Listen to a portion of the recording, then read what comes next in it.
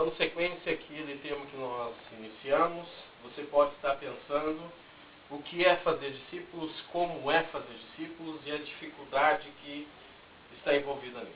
Então, nós, do Ministério Fazer, nós temos a ousadia de lhe dizer que fazer discípulos é uma tarefa fácil. Fácil e complexa, mas possível. Isso pode levar tempo, isso pode ser rápido, tudo depende da empatia que existir com a pessoa, tudo depende também da resposta da pessoa para com você, para com Deus. Tudo depende dos instrumentos que você tem à sua mão para você estar trabalhando. Fazer discípulos não é nada além do que você desejar que uma pessoa cresça diante de Deus, diante dos homens.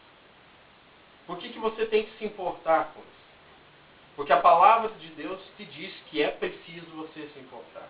É preciso que você se importe com as pessoas que estão ao seu lado. Nós não podemos deixar a nossa vida numa situação de dar de ombros, ou dizer que dos meus ombros não será requerido. Isso é um belo discurso, mas não é uma coisa que possa ser real. Não é uma coisa honesta diante de Deus.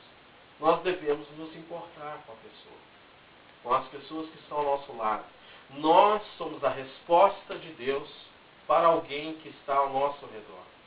Ou uma pessoa distante, considerando a virtualidade, tudo aquilo que pode ser feito através da internet. Então, existe de Deus esse desejo, o desejo de que você seja uma resposta.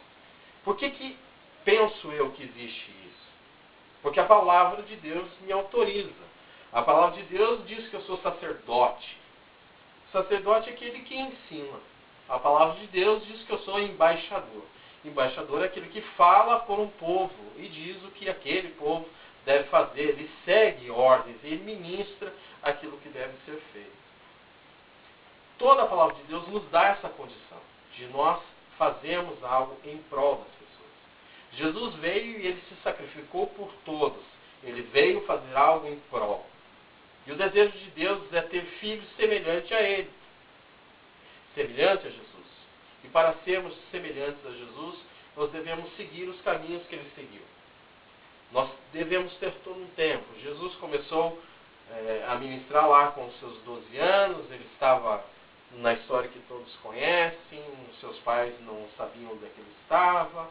Voltaram e encontraram ele discutindo com os sacerdotes, discutindo com os escribas, discutindo com os mestres da palavra de Deus.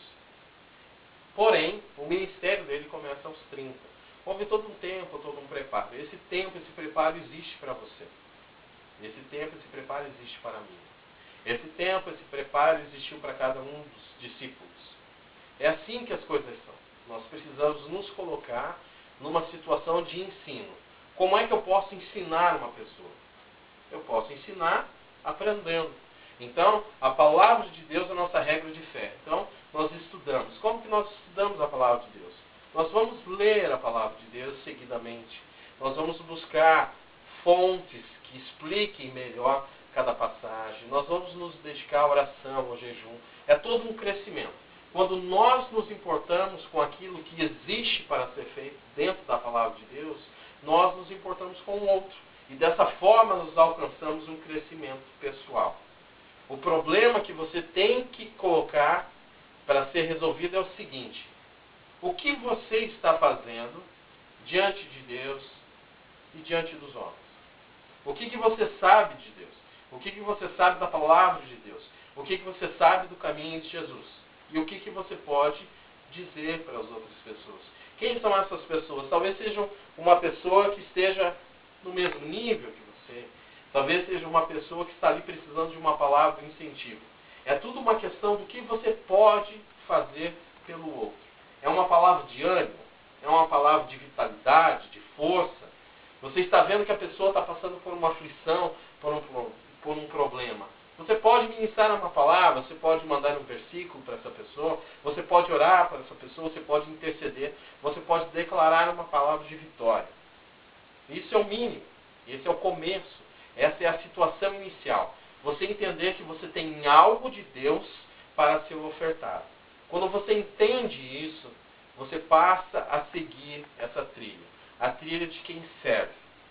A palavra de Deus nos impele a sermos servos, a servirmos as pessoas. A palavra de Deus nos compele a isso, a não ficarmos parados, a não reter. Toda vez que nós aprendemos de Deus e guardamos, nós perdemos.